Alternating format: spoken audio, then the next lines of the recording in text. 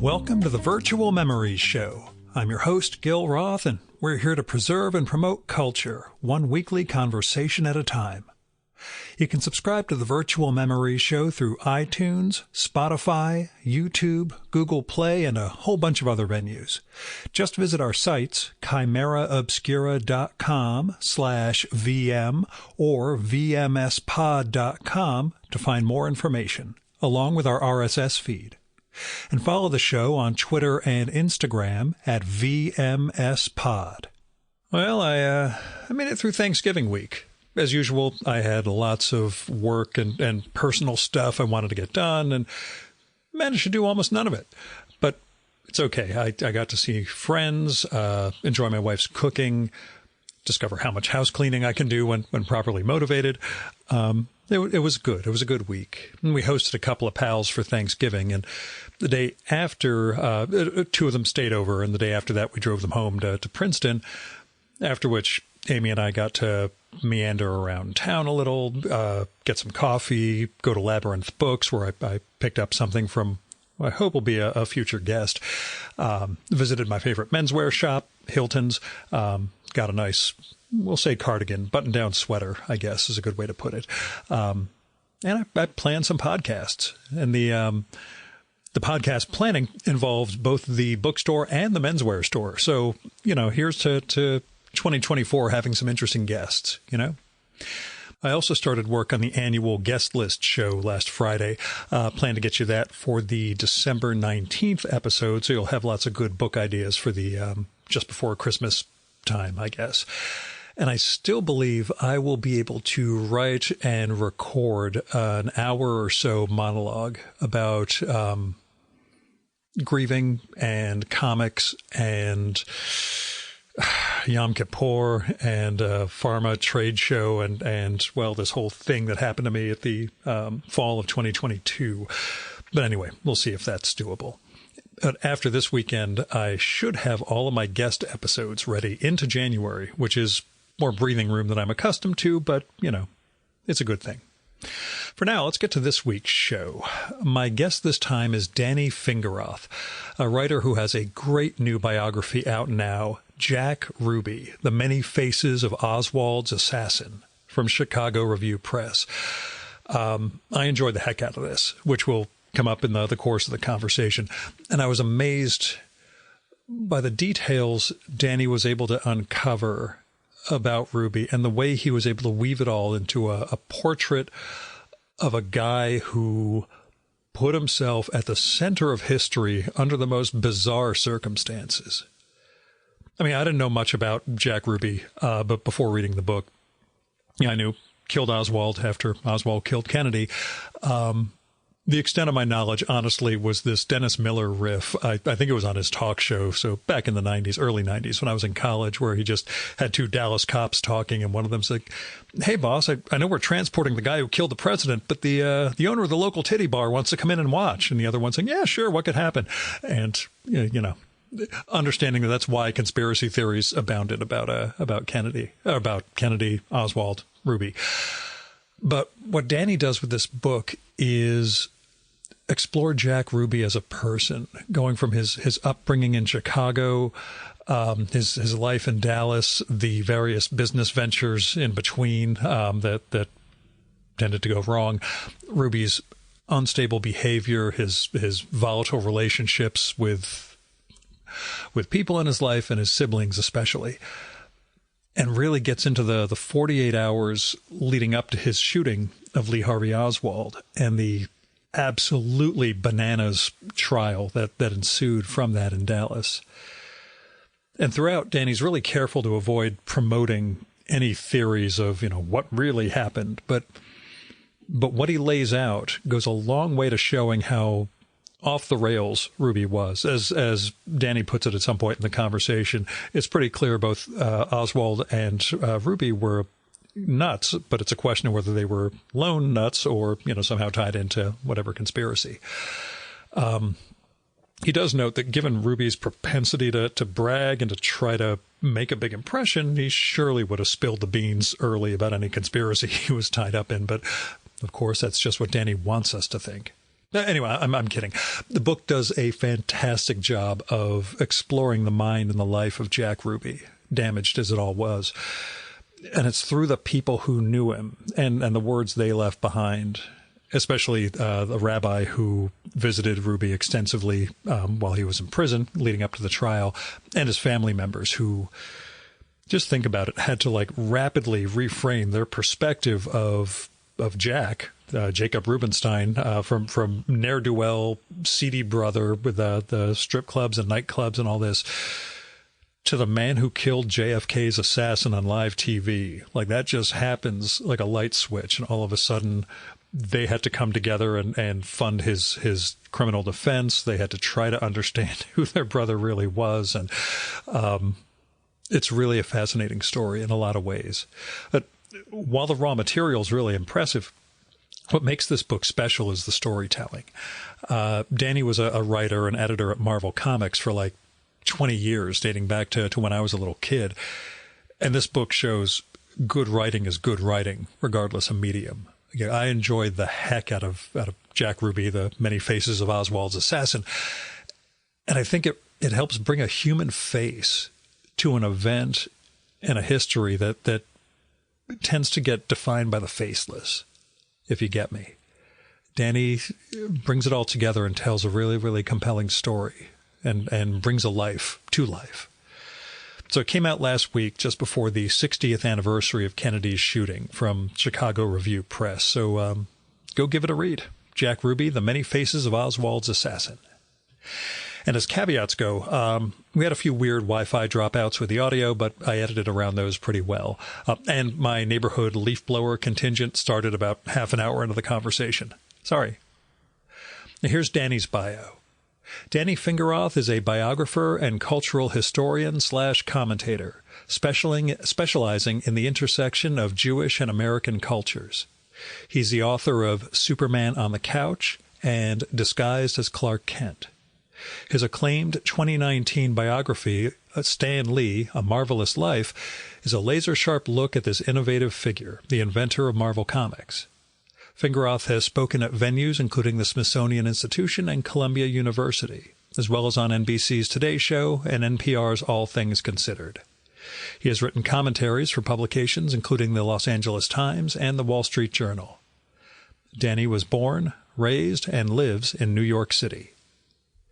And now, the Virtual Memories conversation with Danny Fingeroth.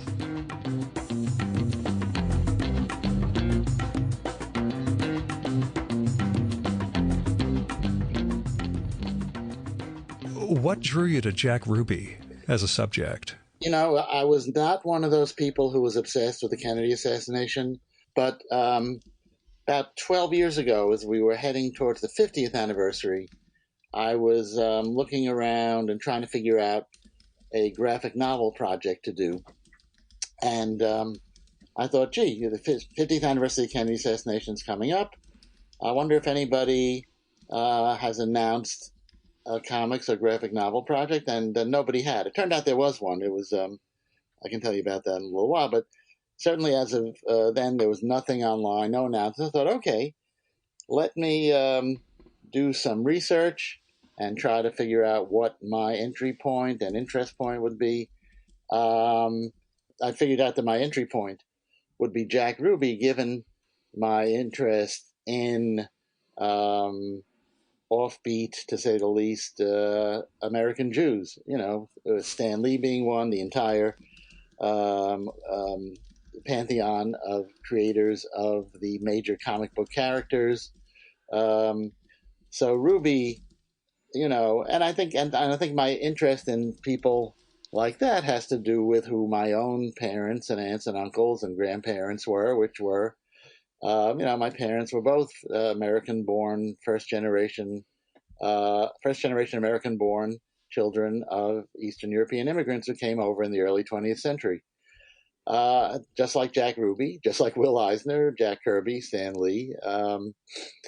So, and the more I read about Ruby, you know, again, I knew mostly just that sort of classic photo of him killing Oswald, that weird still that was taken, you know, and then, of course, the video of it that I'd seen as a little kid.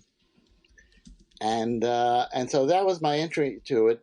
And then a guy named Howard Zimmerman, who you may know as the editor of Starlog magazine, but who worked for many years uh, for Byron Price as an editor, and I met him when I worked for Byron. He was working as a packager, and he put me together with Rick Geary as the artist to do this as a graphic novel. And if you're going true crime, you may as well go with Rick Geary. Exactly. And Rick did 10 beautiful sample pages, and we tried to sell it to publishers. And although we were met with a lot of enthusiasm, and publishers literally saying, "Well, I'd buy that," somehow they couldn't, and I get it, but I mean they didn't think they could give us enough of an advance for Rick to spend 2 years drawing a 180-page graphic novel. So we tried to sell it for a while. We considered doing a Kickstarter, but didn't do that. And so I just put it on the back burner. And then a few years ago, as we were getting closer to the 60th anniversary, now that I'd written the Stan Lee biography, my agent was able to sell it. I had to redo the proposal, but was able to sell the proposal as a Jack Ruby biography. So I'm not somebody who's had a lifelong obsession with him or with the Kennedy assassination, but for the last 12 years, I have become one of those people. Yeah, when did you realize what you were in for? I mean, everybody knows you start to go into the JFK world, it can be a rabbit hole, but how rapidly was that, did that become a reality for you? Only one rabbit hole would have been great. It's 100 rabbit holes. That's the, because you start reading and you read sort of just the basic history. And then another thing sort of along something that was part of the Jewish American angle was I discovered that his rabbi was very involved with his life, especially once he had killed Oswald. His rabbi was a guy named Hillel Silverman, who just died a few months ago at age 99. And he's the father of the actor Jonathan Silverman from Weekend at Bernie's, weirdly enough. And so, again, that was another element. And then it turned out that I knew somebody who could get me in touch with Hillel. And so even more so, that was, so that was one angle, that was one point of view. And I had Hillel sent me his notes that he took on visiting Jack every other day for 4 months in prison. So I thought, okay, I've got this, this unique research. I've done a lot of other research. I did a bunch of interviews with surviving people and their relatives. So I realized pretty quickly that, and of course you can't, I knew there was conspiracy theories, I knew the theory the mob was involved, the CIA, the Russians. I hadn't quite realized, I think, the extent of it, that even if you just wanted to tell a simple story, even if you just wanted to go with the Warren Commission, even the Warren Commission is not as simple as people think. And certainly there was dissent among the members of the Warren Commission, especially among the younger lawyers who were, who were very, some of whom were very committed to getting more detail out than the actual members, the 7 official commission members themselves sometimes seem to be. And what happens is you start reading a theory and you go, well, that's not crazy. I mean, there are maybe half a dozen theories that are not crazy. I mean, that yeah. If the basic way to investigate a murder is to see the 3 M's, I guess, means, motive, not three, the 2 M's and the O, means, motive, and opportunity. Well, there's a lot of people who didn't like Kennedy and who had access to weapons and willing accomplices and opportunity. He was riding in that open car in Dallas. That gives you the opportunity. So, but I found every one of those theories, even the ones that were plausible, I found this phrase in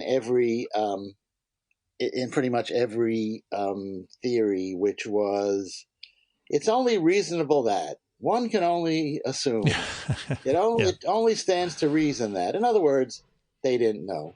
So everybody needed some kind of patch on their theory to make it work, and then a lot of them depended on an astonishing quantity of coincidences, or luck, or happenstance, and so so in the book, I mean, just spoiler alert, I do not solve the case. You know, many smarter people than I have spent decades focusing on it. And I felt that my job, because you're right, once I saw all those rabbits, because everybody, look, if you have the hubris to write a book, and if you have the hubris to write a book about the Kennedy assassination, that would be as crazy as writing a book about the creation of Marvel's characters, So Yeah. Who would be nutty enough to do that? that would be ridiculous. That would be the very definition of a thankless task. But but so if you have the hubris to write a book, about the Kennedy assassination, all of us, because our mothers told us how smart we were, we go, I'm going to figure it out. I bet because I haven't spent 60 years focused on it, I bet sort of with my combination of my brilliance and some distance, I'll figure it out. And then, you very quickly realize that's not happening, Yeah. So I decided my job was to tell the story as best I could of the psychology of Jack Ruby, of his background, of the people who knew him, people who worked with and for him, his rivals in the strip club business, the subcultures he lived in Dallas, both the Jewish world and the showbiz world and the criminal world. There was just tons and tons of material about this. There was tons and tons to know about this guy and he was interesting. So in the book, I try to give voice to different possibilities, but I try to keep focused, I guess on sort of what would it be like?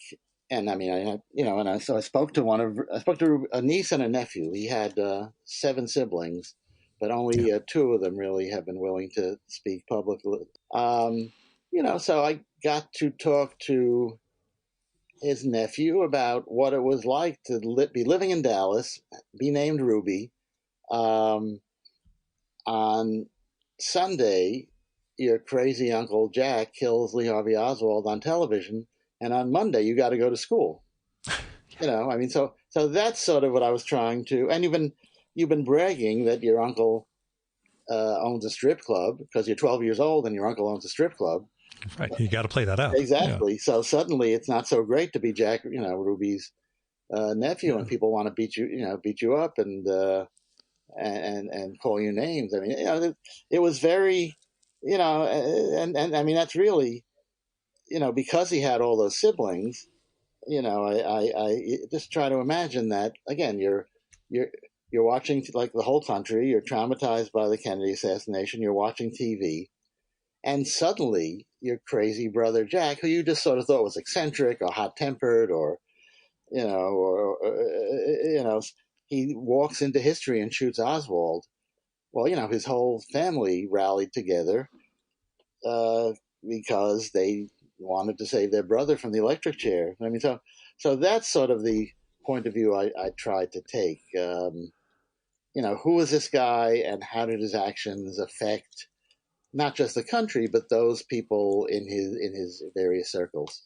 Yeah, that's what I found fascinating, that personal sense to it, that real conception of him as a living, breathing person who had a family, who had more than his share of relationship problems and hang-ups, but beyond the iconography of him, you find the guy underneath, which again you do a fantastic job of depicting. Oh, do you wonder how it would have worked as a graphic novel, or now that once it went into full prose mode, did it really did that help in a certain way in terms of telling the story? Well, I mean, it's funny because like I said, Rick did do 10 pages, so I do have a certain sense of it, and And it may, oddly enough, May happen. I know. Everything gets adapted in some way, shape, or right, form. oddly enough, this may be adapted. I mean, I certainly am hoping that somebody will be interested in the movie or TV rights, but it may yet, this may yet make it possible for it to be a graphic novel. Rick is still totally into it, and me too. Um, so I certainly know much more than I did. Just in terms of detail and of getting facts straight and doing a lot more research than I had done.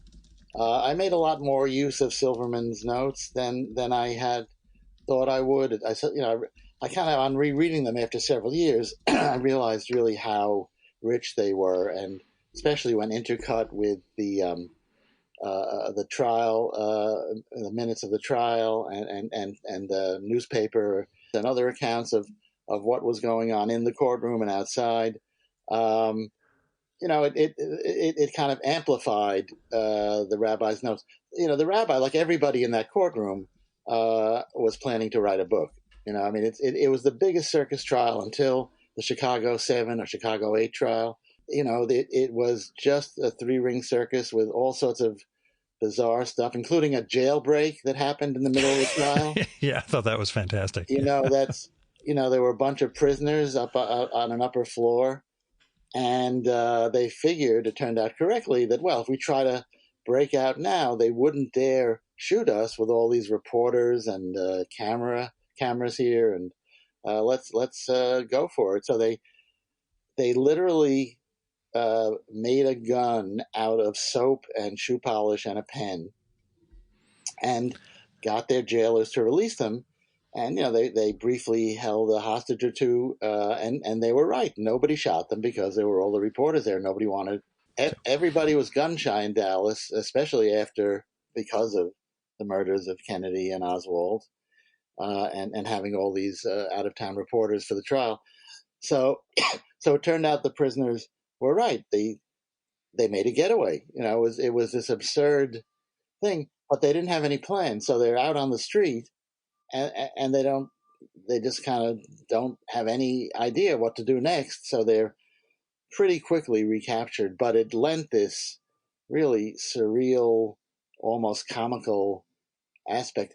They were. I was. Some of my research indicated that one of them was caught by like a 22-year-old, which is not.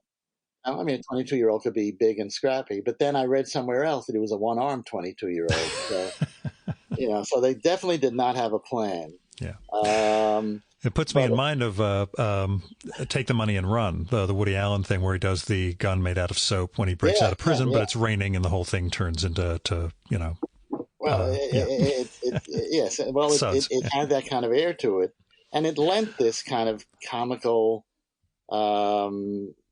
overtone to parts of the trial, even though the trial couldn't have been more serious. It was, and yet, as I said, there was a circus-like atmosphere. Melvin Belli, who was the chief lawyer for the defense, although the family hired and fired lawyers at an unbelievable rate, but Belli was consistently there for most of the most of the trial.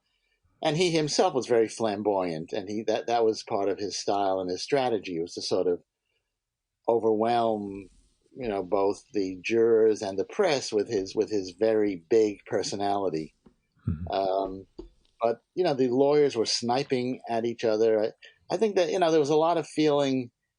I think the Ruby family got to Belli through a high school friend of Earl Ruby, Jack's kid brother. Earl was a successful dry cleaner in Michigan, and he had gone to high school with a guy named Mike Shore, who was kind of a mobbed-up guy involved with Frank Sinatra's Reprise Records. So, Shore's tendency was towards flamboyant showbiz people. Anyway, and he said he got to get this Melvin Belli. And Belli was the most famous lawyer in America. It wasn't hard to figure out Belli, but he had done, I think, one murder case, so that he was not an expert, but he was very big on finding medical and psychological and scientific routes to victory in lawsuits, because he was a very successful injury, public injury or a consumer injury lawyer, and like I said, and very well known, very flamboyant. So he sort of helped make the atmosphere that way, and I think the Dallas lawyers, who were plenty smart themselves, saw him as some kind of buffoon, some sort of out of town sharpie, who was in over his head and who thought he was dealing with a bunch of hicks in Dallas, even though Dallas is a big cosmopolitan city, filled with highly intelligent people.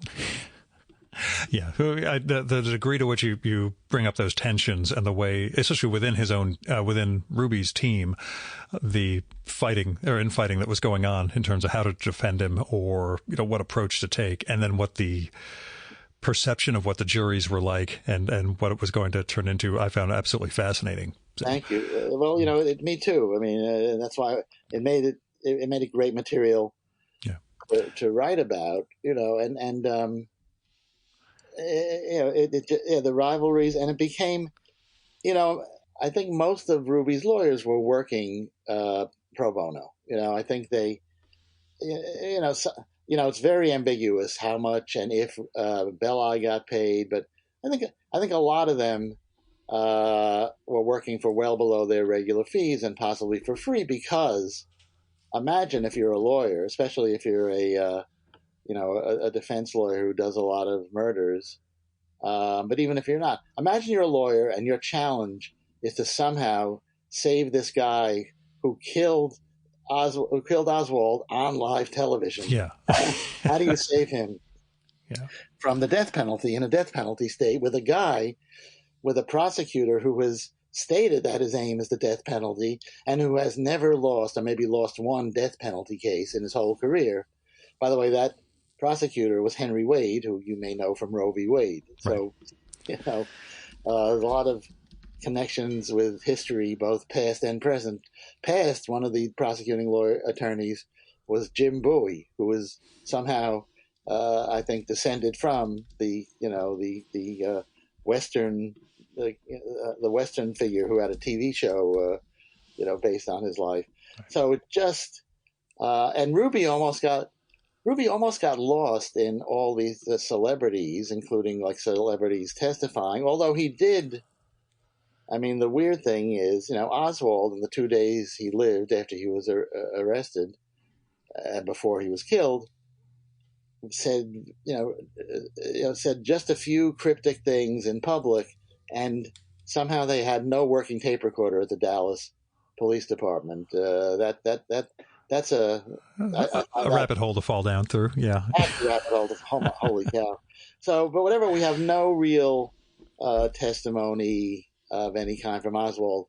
Jack Ruby, although his lawyers did not allow him, probably wisely, to testify in his own defense, wouldn't shut up for 3 years. He lived 3 years after he killed Oswald. He would have impromptu press conferences during the recesses in the trial. I mean, and he would talk to anybody and everybody who came to visit him. So we have, endless testimony from Jack Ruby, much of which contradicts, other things he said. Yeah. Besides Ruby, who do you wish you could have spoken to for research, for interviews? Wow, that's a great question. I mean, obviously not Oswald either, because we wouldn't be there. But, is there somebody else in particular? Man, this person at least could have given me, That's a really that I think I would like to have talked to his siblings, to his brothers and sisters. I'd like to have said, it's funny, I'd like to have spoken to Mike Shore, just because he's that sort of weird connection between showbiz and history. Probably more the people who worked with Ruby at his club. He was very, he had his defense was a form. The Belli came up with or Belli and some psychiatrists came up with this thing they called psychomotor epilepsy, which really was the idea was that Ruby had gone into some kind of fugue state where he was unaware of his actions when he killed Oswald, and and that was, that was consistent with how people he knew and he worked with and related to described him. He would hire and fire his employees, including dancers and bartenders. It was the danger with Ruby is that you can look at his life and think of it as almost a sitcom, with these wacky characters, and you can, you know, it, Yeah. when I first looked into this, I thought of Ruby as some kind of maybe more extreme version of Ralph Cramden from The Honeymooners, Yeah. where he was built like that. He was sort of a heavy set guy, but was very graceful because he trained to be a boxer.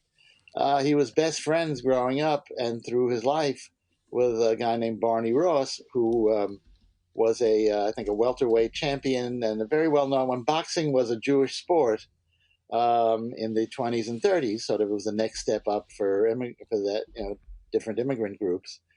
And then Ruby had grown up in the Maxwell Street Jewish ghetto in Chicago that produced Benny Goodman and Arthur Goldberg, the Supreme Court Justice, and William S. Paley, the founder of CBS, and a bunch of gangsters also, Yeah. and Barney Ross, and so Ruby, I would like to have spoken to people he worked with and people who comprised kind of Dallas showbiz culture. Luckily, I have to say, a great resource is the Sixth Floor Museum in Dallas, which is the site of the former book depository, where it's said that Oswald shot from. They have done thousands of interviews. They even interviewed me, which was flattering and interesting. Not as a suspect, though. I'm just kidding. I hope not. I'll tell you an interesting story, though. But they have thousands of interviews with just people like that. Anybody who was even remotely connected to anything having to do with the assassination. And so, there's a lot of testimony from all people who worked for Ruby, people who worked in Dallas as reporters, as police.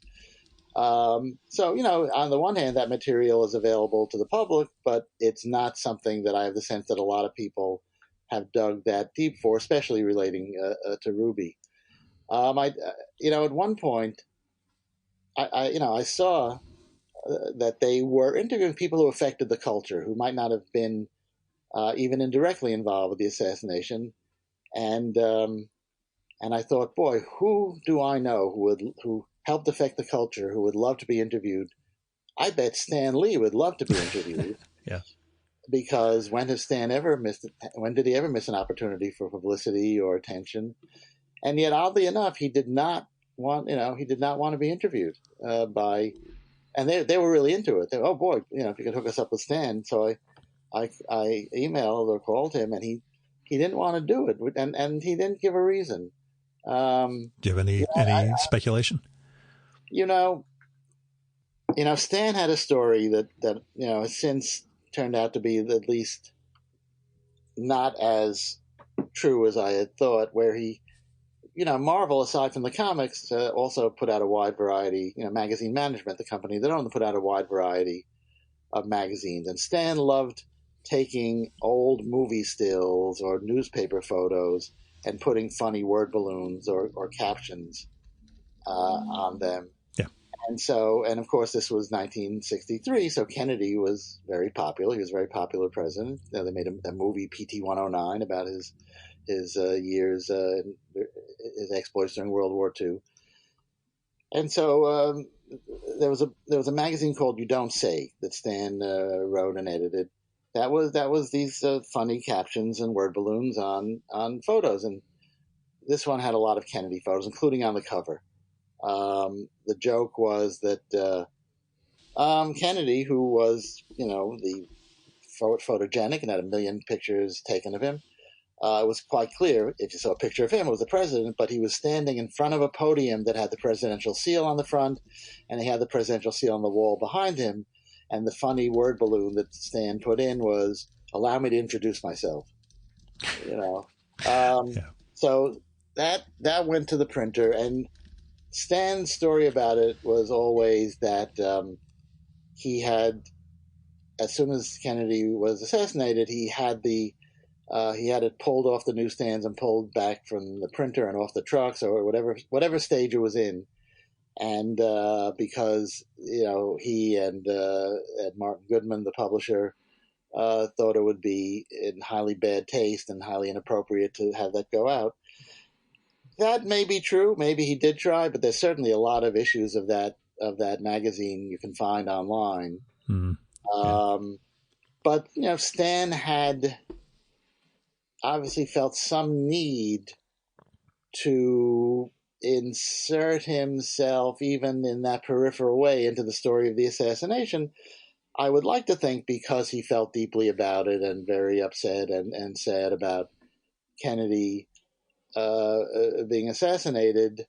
And so, cut to 50 years later, why he would not want to talk on the record. Maybe he was afraid that story, that he couldn't back it up, or maybe he was embarrassed that he had told that story. It's interesting because the only other time that I ever saw Stan pass up on publicity wasn't, may I digress a little bit? Into please. Yeah, that was my whole thought. We'll start with Jack Ruby and we'll go any damn place. So go on. Yeah. Okay.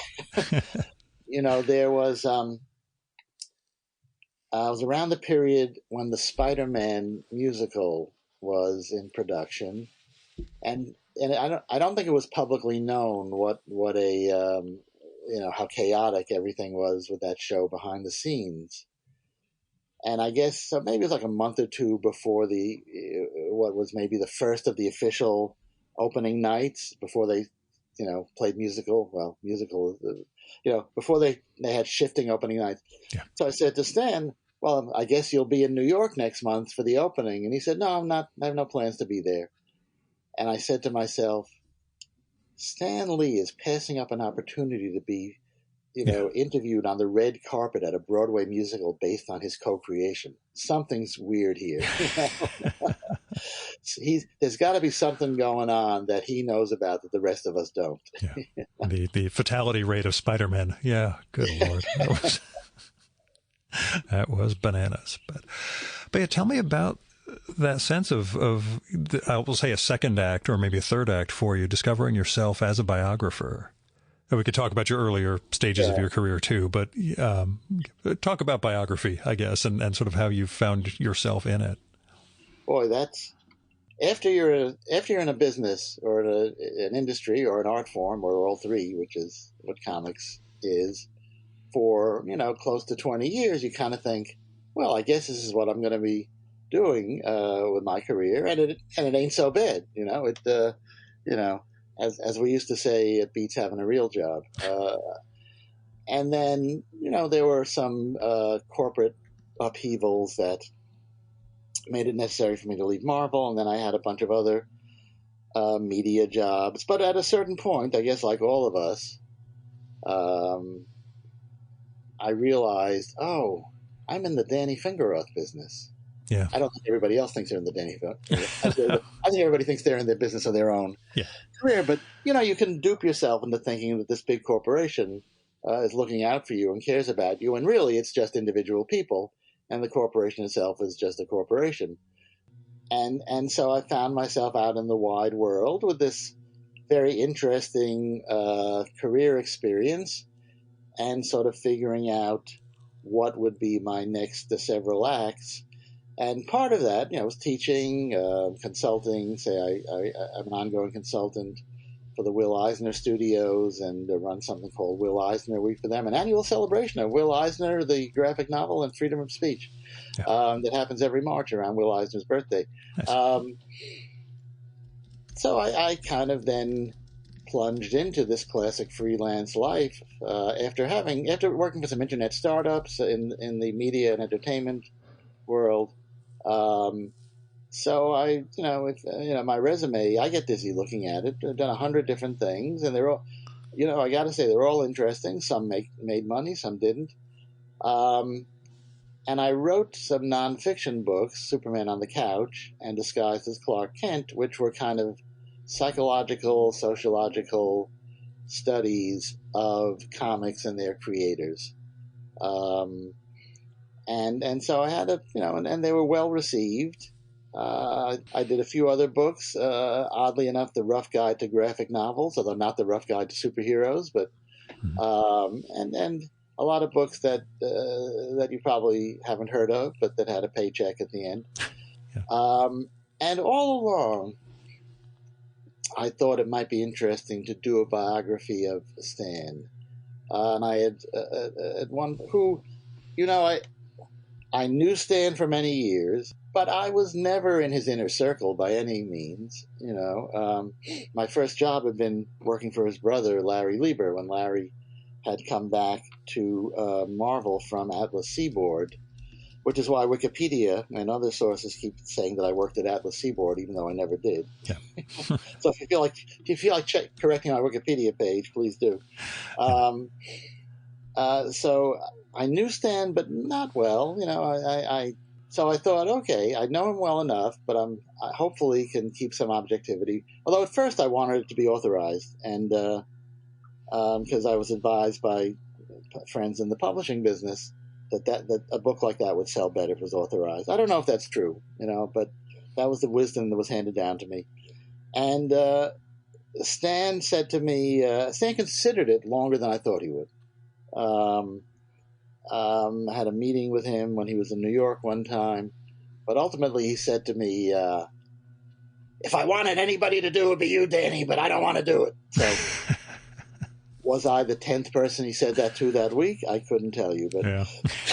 So at that point I said, well, look, let's revisit it every 6 months, and I'll, so I did that. And at a certain point he said to me, look, I don't want to do it, but I can't stop you if you want to do it yourself. I'm not going to tell anybody to talk to you or not talk to you. It's up to you. And so at that point, then I did put together a proposal, and it was bought by St. Martin's Press. And I do have to say, and that was an interesting process, because I had not written a biography before. If I'd used biographical content from my other books, I more or less took whatever people told me in interviews or what was already published in other books or other interviews or in archives. And I'd already been to Stan's archives, actually, for a book called The Stanley Universe that Roy Thomas and I did. And I spent a week at Stan's archives at the University of Wyoming, which was full of incredible stuff, not all of which made Stan look particularly good. I don't think it was redacted. I mean, it's still there if you want to travel to Wyoming. There's 200 boxes of Stan Lee archives. Starting when he and Marvel started getting famous in the early 60s, he then saved everything. He didn't save as much as Bob Dylan, who saved over 100,000 items in his Wyoming, Oklahoma, Tulsa archives, rather. Yeah. But Stan, a lot of stuff. So look, I had worked for Marvel. I was a comic fan since I was a kid. I knew, obviously, the controversies between Stan and Jack Kirby and Steve Ditko, but I didn't know their details, and so I naively went into this book. I think it's impossible to write a biography of anybody without finding out stuff you'd rather not know. There's just, people's lives are messy. Yeah. Yeah, lives are messy, and records and memories are contradictory or inconsistent. And there's a lot of, it's a lot of emotional and, psychological issues involved, which kind of made it perfect for me in my interest. So, and I really did have to make that, look, nonfiction is a nice term, and it makes it sound like something is completely fact-based or logic-based. But there's a lot of stuff that's a matter of interpretation, when you look at the details of somebody's life and work. and I think the good news for I think the good news about me writing a book about Stan is that while I was never editor in chief at Marvel, I had some high level editorial positions. I did a lot of writing. I was in the business, since pretty much my whole adult life up until I left Marvel, and even then I was still in the comic business, just at smaller companies. And so in some ways I understood Stan's life and the challenges he faced, I think, better than even the most talented and insightful biographer who hadn't worked in the business could, just because of the commonalities of experience. But, I did have to evaluate, and so nonfiction is a nice term, but really you're still constructing a story. And just as a storyteller writing a commercial book, you want to write a narrative that will keep people turning the pages. So, I like to say what I did. I think I kept it reasonably objective.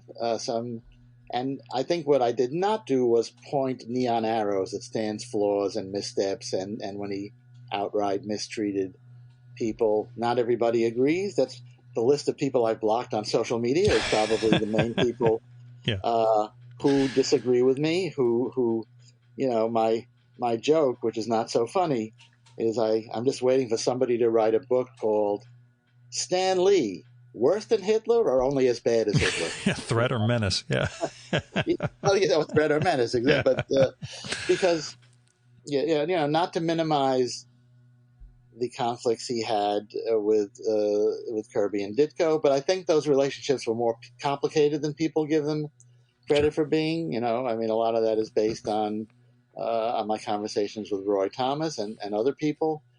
I think certainly with Ditko, there was a way, a bitterness and anger that could only come from somebody who you'd idolized and then who you felt let you down. So it was very hard to try to find a middle balance. Most people think I was reasonably successful at that. There are people who will never, never give Stan any credit, or they will say, "Oh, well, he was a great editor and promoter, but he couldn't write." Well, you know what? I think that's too simple. Also, look, as research goes on, we find that there was more that other people did that Stan took credit for, but I think he still did a hell of a lot. And I think there's no Marvel without any of those three guys, without Stan, Jack, or Steve. And I think there's a certain je ne sais quoi that Stan's presence injected that unified those books. And I don't think, I think that's separate from who got paid fairly. I think that's those issues are obviously connected, but in terms of the role he played and sort of as a catalyst. Exactly, as a catalyst. Yeah. And again, he could not have done it without those guys and their art and their storytelling, and they did a lot of the heavy lifting, but they're still exactly the catalyst. I think is a good metaphor. But somebody asked me, this is how you know when you're, that your life has become weird when you find yourself quoting yourself. But somebody asked me a question. There are two quotes I always quote myself. One's about Bob Dylan and one's about Stan and Jack and Steve. I think it was Charles Hatfield, who was a wonderful comic scholar and teacher. And when I was on the promotional tour for the Stan biography, which is called A Marvelous Life, by the way, I should at least mention the name of the book. He asked me, why do you think people take it so personally and have this great rage, at Stan, as opposed to, say, as opposed to looking at it in an academic or it's a more detached, more detached way.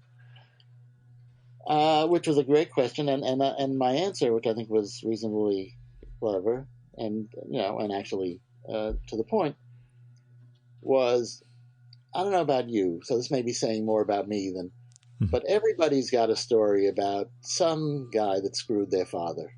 Yeah. And if it wasn't for that guy, your family would be wealthy and living in Beverly Hills and taking, worldwide trips and, not have a care in the world, just having to figure out how to invest your trust fund, And I think everybody's got a story like that. And in the Marvel narrative, Stan is a perfect bad guy. And Jack especially is a perfect, good guy. I don't want to say victim, but at least someone who got taken advantage of by this unscrupulous guy who only got his job because he was related to the owner, all that stuff. So I think in a lot of people's personal narratives that resonates, and so people identify with Jack or with Steve in a way that's easier than with Stan, who ultimately became a highly paid, high-powered media executive. Right. I'm glad at least you went on to do a biography of somebody less controversial in Jack Ruby. I know. Well, I mean, that. No, I get you. In fact, I saw you. Apparently, there's a presentation you've given where you sort of draw some connections and parallels between Ruby and Stan. Did you actually, how did you see that? Or you saw that I did? I heard it get mentioned in another interview with you when I was doing research for this one, but I haven't seen the actual. Yeah, it's a little bit of a reach. The real smart ass thing to say is that they both had big years in 1963. And then there are those odd connections, like Kirby having drawn a 3-page Jack Ruby story in Esquire magazine shortly after Ruby died. They both affected the culture in the culture of the 60s. I don't know if they had, they were both the first generation American-born children of Eastern European Jewish, grindingly poor Eastern European Jewish immigrants. So I mean, that's sort of really the way I put that together was there was a group of there was a college group that wanted me to come talk. Oddly enough, I think they're supposed to have like a expert on hip hop music or maybe an actual hip hop artist, but he dropped out. And so who would you get as the natural replacement would be me. Freestyle Fingeroth. That's that's the first alternate that would come to your mind. And of course, I wanted to promote the upcoming Jack Ruby book. This is like a couple of months ago. But they wanted me to speak more about Stan. And I said, well, how about if I do an event, if I do a talk called Stan Lee and Jack Ruby. So I did have to reach, but to be a little less facetious, they did both affect the culture. Stan, at the time, and in a way, they're both emblematic of different aspects of the 1960s. I mean, it's very strange. In later years, Stan would tell that story about how he pulled back that magazine that we were talking about. And as Stan became more of a celebrity and people seemed more interested in hearing his opinions on the issues of the day, he would comment on them in the bullpen bulletins starting maybe in the early 70s, late 60s, early 70s. But in 1963, I don't think he saw himself that way. And it was, when I researched Stan and went to the comics, there was no mention of the assassination of Kennedy. The Marvel books, I think other companies too, but certainly the Marvel comics, anytime they needed a presidential figure, they just went, before the assassination, if they needed a president, they would draw Kennedy in, or maybe they just draw the top of his head, which is weird, because he had that distinctive way his hair was combed, and he'd be saying things like, "I have to go put Caroline to bed, and she's out riding macaroni," which was her horse or her pony, I guess. Hmm. And he'd say, we have to pursue our goals with vigor, with that. Yeah. So they went right from Kennedy being president and kind of doing kind of cliche Kennedy things to Johnson being president and doing cliche Johnson things. It's funny. I once wrote a story, prose Hulk story, based on the idea that, when you read the Hulk backup story, when you read the Hulk stories from the 60s, they were in Tales to Astonish. As a kid, you read them, and it's a month between them. You don't think much of it. But when you read them collectively, one after the other, it does seem that every issue, Rick Jones would get through to Lyndon Johnson and get him to pardon the Hulk. So I wrote a story about how there must have been some pre-existing relationship between Lyndon Johnson and Bruce Banner, or Bruce Banner's father, because otherwise, why would every single time, Johnson go, oh, you're right, he's a tragic, tortured soul, we must call off the army. But Marvel went directly from Kennedy to Johnson. Not even a little note in a letter column or anything about we mourn like everybody. Yeah. I think it was just too big for them to deal with. And was it still, entertainment at that point, or still seen as kids' entertainment at that point? Maybe not somewhere you broach something like this. Yeah, I think so. And I think there was a way. Stan had a daughter who was a baby boomer, still is, and I think maybe he based what was appropriate or inappropriate based on her and her friends. I think that was sort of his. I think Kirby did that too. Yeah. I think both those guys were living in the suburbs with children and young teenagers, and I have a feeling that they used a lot of that as their gauge of what would be acceptable or appropriate. Sure. You remember your first comic? What's the first comic you remember, I guess? I think it was a Popeye comic. Yeah. Because I was a big fan of Popeye cartoons. And my family didn't seem to, whether I don't even know if they were even aware of the controversies of the 1950s, in comics. So this would have been the late 50s. It was the late 50s. And I guess because my mother knew that I liked Popeye movies, she figured she would get me a Popeye comic. There was no stigma in my home about comics. I think I had older brothers, but I don't think they were particularly interested in comics, so there was, I don't think there was any uproar over the EC comics or anything like that in my family. So, and then that, and probably before that, I've been reading comic strips in the New York newspapers. But my vague notion is that my first comic was a Popeye the Sailor comic of some kind, probably put out by Dell Goldkey. Yeah, not the old Seagar reprints or anything like that. We wouldn't have that back in the 50s and the 60s. Yeah, I don't think they thought that kids of the 50s and late 50s, early 60s would be interested. Yeah. And then I remember my cousin Steve, who if I don't mention him, I'll get hell at the Hanukkah party. So my cousin Steve was a comic fan and reader.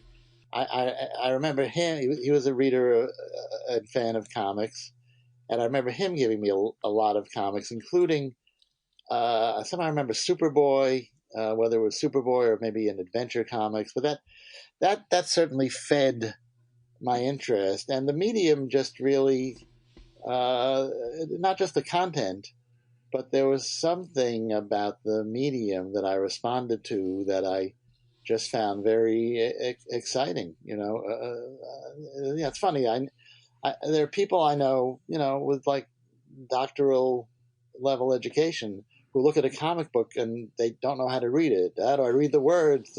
First, just for what, there was something about just the medium itself that just obviously set off this lifelong love in me. Yeah, there are people I've known, including a longtime girlfriend I had, who just, same thing, couldn't parse it as a language. Right. And I'm like, I don't understand, because from day one, I did. So I assume there's some sort of neurological deficiency for one or the other of us. But I'll say maybe it's for the comics people. I don't know. You want I'm calling it a deficiency might be a I little kid. generic. Some neurological difference. Yes, we'll just go with that. I'm willing to say I've got some sort of brain damage. It's led me into this whole world, but that's perfectly fine. But yeah, it's something. I thought you had neurological deficiency in people who couldn't read them. Either or. It's either that side or this side. I'm not sure. I think being the comics people might mean we have some sort of weird brain issue. We'll put it that way. Weird is good. Yeah. But tell me, you went to Dallas to research the book, and you've been back recently, I think, for the book launch, right? Yes, I went to Dallas. Technically I've been there twice, but once was just as part of a comic convention in the 90s. Where our joke was, a bunch of us, Marvel editors, went for the Dallas Fantasy Fair, and of course you're in Dallas, so you have to go to the book depository, and of course we were joking about, there's a bullet that they didn't notice on the floor, we're going to stop. But I went back to research in 2015, and I was very lucky to have somebody, a local, who drove me around to a lot of sites. A guy who ran actually I was for Comic-Con also, but I took a couple of extra days to tour.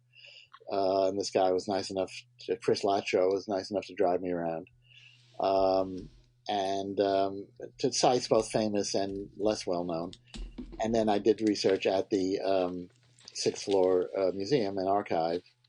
And then I came back. Yes, I was there just last week.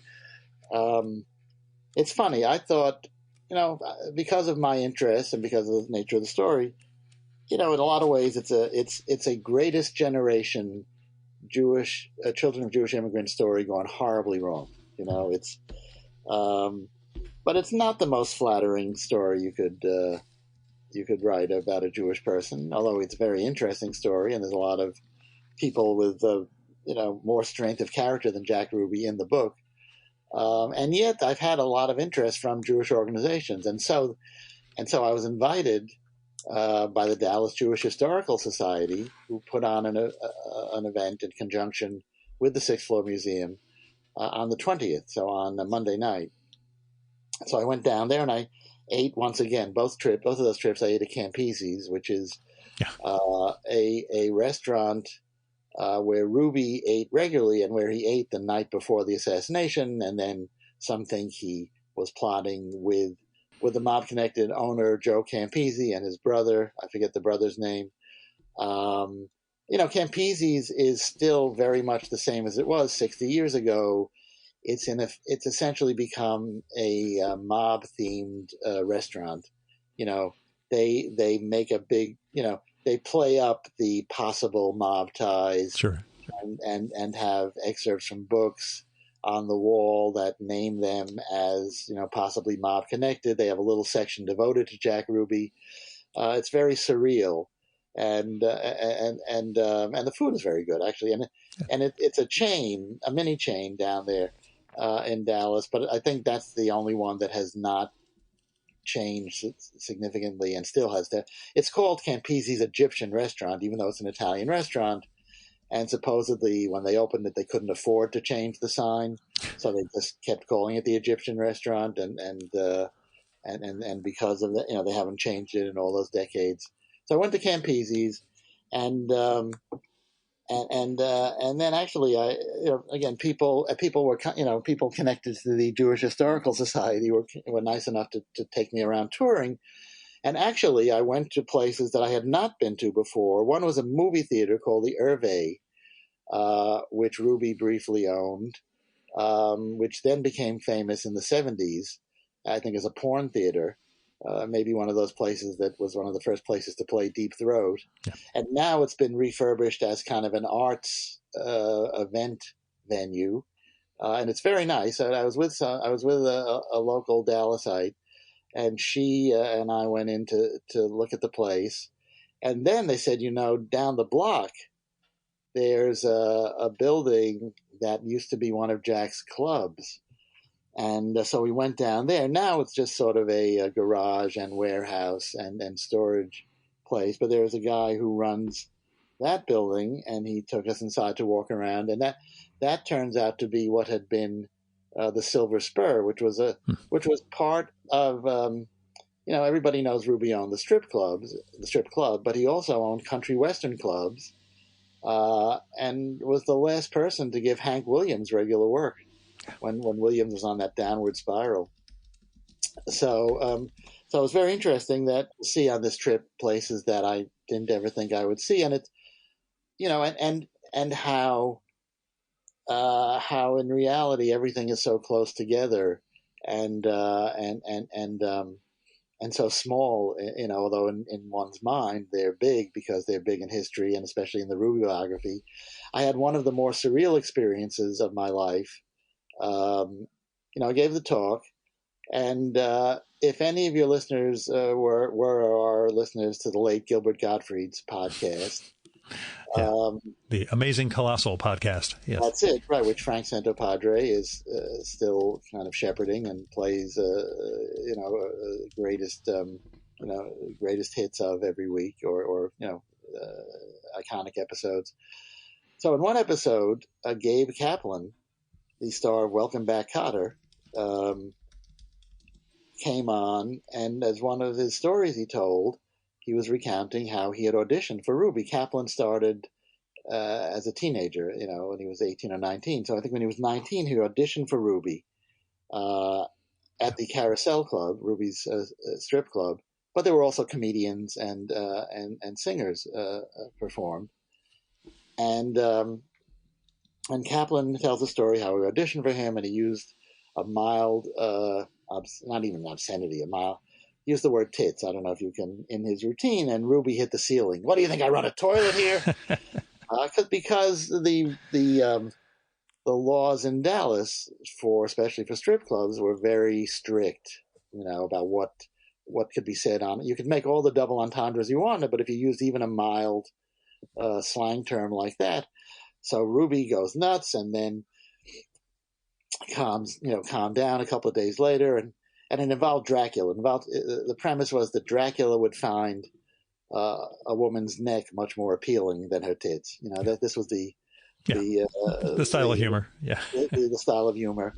And so Ruby then they end up at a party or a poker game together, and Ruby gives him a Dracula mask as a peace offering. He says, "Here, use this next time you do that routine. It'll get a big laugh, and we'll work out some way for you to come do an actual gig at the club." And then a few months later, Ruby killed Oswald, and that never happened. So it's a great story, and I sort of paraphrase it in the book. And then for my presentation, I kind of tell the version I just told you, and I have a picture of Gabe Kaplan up on the screen. So I'm looking out at the audience, and it's, there's a guy in it who looks vaguely familiar, but, the way, it was the Dallas Jewish Historical Society. So the way, you go to enter a place like that, and there's a lot of old Jews who sort of look familiar. And so then I'm sitting signing books, and that guy comes up to me, and I says, "Who should I make it out to?" And he says, "Make it out to Gabe." And I go, "You're Gabe Kaplan."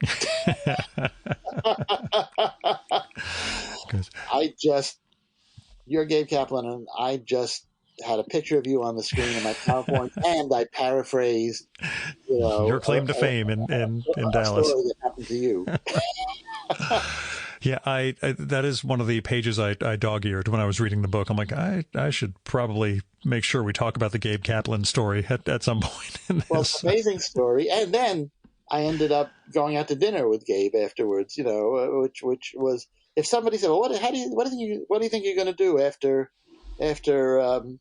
your talk in Dallas?" My answer would not have been, "I guess I'll go out. Yeah. I guess I'll be going out for dinner with Mr. Kotter." It just was a very. It turns out he lives. I think he part-time lives in Dallas, but he was in L.A. But a friend of his told him about this talk, and because of his interest in Ruby, because he knew the guy, he actually flew in for the talk, having nothing to do with me personally. He didn't know me from a hole in the wall. But yeah, so that was just a strange and wonderful ending, but not anything. So yeah, I've been I've been, I wouldn't call it a tour, but I've been doing a lot of podcasts and internet interviews, and and I'd like to think the book, although it's obviously about an event that happened on a very famous weekend in history, Kennedy 11/22, and then Ruby killing Oswald on the 24th.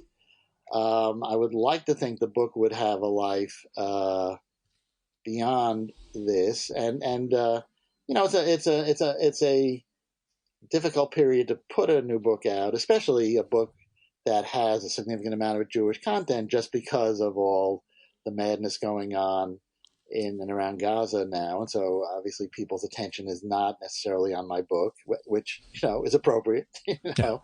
But what about me? Yeah, I know. Right. Yeah. So, I mean, I'm certainly open and happy to do more interviews and online stuff, and fly around and drive around to different cities to talk about Jack Ruby. But it's definitely a weird period to be launching a book. It would have been difficult enough anyway, because it's kind of a dead period in bookstores, the period between Thanksgiving and Christmas. But Christmas is coming, and Hanukkah's early this year, and the book is now officially published and out. But it's going to be a little bit of a different challenge. But I've been getting some good attention. I got some great blurbs from people. Yeah. I'm very flattered that the chief White House correspondent for the New York Times, Peter Baker, said some very nice things about the book on, you should pardon the expression, Twitter. And, it's good to have a book like this. I think you're right. It's got legs. It's not a, quick flash in the pan, or this is my sudden revelation about Jack Ruby. It's a thought out book that really explores this man who changed history as a person. And we run up to the limits of knowability in terms of, what we can and can't discern about his past and his background and what happened in those 48 hours leading up to it. Well, thank you. I mean, it's a personal challenge for me, really, to see, can I write a credible book that's not about the world of comics too? That sort of, it seems a lot of people think I have. I mean, I'm sort of holding my breath. But there's only one moment where a comic was mentioned, and I just misread Jack Ruby as Jack Kirby for a second. It was just me. I'm like, oh, wait a second. No, that's he's talking about Jack Ruby in this scene. So yeah, it's no, I think you made cool. Oh, sorry. Go on. I'm still me, so my obsessions are still going to come in. There's probably more Bob Dylan in this book than most people would have in their books, just the fact that Stan Lee's cousin, Mel Stewart, the director of Willy Wonka and the Chocolate Factory, also directed an early documentary called 4 Days in November, I think, about the Kennedy assassination, is another one of those weird coincidences where you go, no, I must have dreamed that. And then you look it up. Oh, no, that actually happened. I'm just hoping, you'll get good response. And that the internet backlash or anybody is people you've already blocked because of the Stan stuff. I'm hoping it's the same Venn diagram. There'll be the same people who would freak out over, no, Oswald wasn't operating alone. But yeah, I think you'll be good with this. We'll see. It should be. Yeah. It's been interesting, and it should continue to be. No, it's like I say, a fantastic book. To me, it was really eye-opening. Again, you're not just the story you told, but the way you brought him to life. It really was, a writerly accomplishment. So, I'm really impressed with it, Danny. Well, you can't see it, but I'm blushing. So thank you very much, Gil. Cool. And we'll have you on again. Well, I'm sure we will be talking comics whenever we get together in future, but, we'll make sure we get to talk again on the mic too. Sounds good to me. Thank you so much for having me on.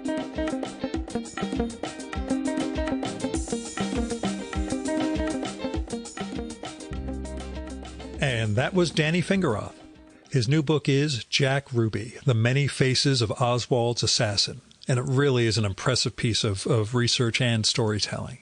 So go check it out now from Chicago Review Press. Also, go get Danny's first biography, Stan Lee, A Marvelous Life, from St. Martin's. And go check out his site, DannyFingeroth.com. It's DANNYFINGEROTH. That doesn't get updated too often, but it does have info on what Danny's up to, has some of his past interviews there, and includes some of the writing and editorial services that he does. Also, check him out on social media, where he's much more active. He's on Instagram as Danny_Fingeroth, Facebook as Danny.Fingeroth, Twitter as Danny Fingeroth, all one word, and Blue Sky as DannyFingeroth.bsky.social. Anyway, you'll have links to all of that in the show and episode notes for this one. You can support this podcast by telling other people about it. Let them know there's this podcast comes out every week with really interesting conversations with fascinating people. And, maybe we'll build up a little more of an audience going into 2024. You can also help out the show by telling me what you like and don't like about it, who you'd like to hear me record with, or what movie or TV show or book or piece of music or art exhibition or theater or whatever you think I should turn listeners on to. And you can do that by email, DM if we're connected on social media, postcard, letter. My mailing address is at the end of the Substack that I send out twice a week, which is vmspod.substack.com if you want to subscribe there. Or you can leave a message on my Google Voice number, which is 973-869-9659. That goes directly to voicemail, so you don't have to worry about getting stuck in an awkward conversation with me. And messages can be up to 3 minutes long. So if you go longer than that, it'll cut you off. Just call back, leave another message. And let me know if it would be okay to include your message in an upcoming episode of the show. You might have something interesting to share with listeners, but I would never include something like that without the speaker's permission. So, let me know. Now, if you got money to spare, don't give it to me. I mean, I appreciate it. I just gained another paid Substack subscriber. I do not have any paywalled content. I just appreciate people giving me money as a sign of how much they support whatever the hell my mission is, but really help other people and institutions. With people, you can go through GoFundMe, Patreon, Kickstarter, Indiegogo, Crowdfunder, and all those other crowdfunding platforms. And you'll find people who need help with medical bills or rent or car payments, veterinary bills, getting a artistic project off the ground. There are a lot of things people need help with that you can kick in and make a difference. And when it comes to institutions, I give to my local food bank every month, give them a little extra for Thanksgiving in November. Give occasionally to the Poor People's Campaign. I make targeted election contributions, occasionally give to Planned Parenthood and Women's Choice funds. There are all sorts of things you can do with your money to help build a better world. So, I hope you will. Our music for this episode is Fella by Hal Mayforth, used with permission from the artist. You should visit my archives to check out my episode with Hal from the summer of 2018 and learn more about his art and painting. And you can listen to his music at soundcloud.com/Mayforth. And that's MAY4TH. And that's it for this week's episode of the Virtual Memories Show. Thanks so much for listening. We'll be back next week with another great conversation. You can subscribe to the Virtual Memories Show and download past episodes at the iTunes Store. You can also find all our episodes and get on our email list at either of our websites, vmspod.com or chimeraobscura.com/VM. You can also follow the Virtual Memories Show on Twitter and Instagram at vmspod, at virtualmemoriespodcast.tumblr.com, and on YouTube, Spotify, and TuneIn.com by searching for Virtual Memories Show. And if you like this podcast, please tell your pals, talk it up on social media, and go to iTunes, look up the Virtual Memories Show, and leave a rating and maybe a review for us. It all goes to helping us build a bigger audience. Now, you've been listening to the Virtual Memories Show. I'm your host, Gil Roth. Keep reading, keep making art, and keep the conversation going.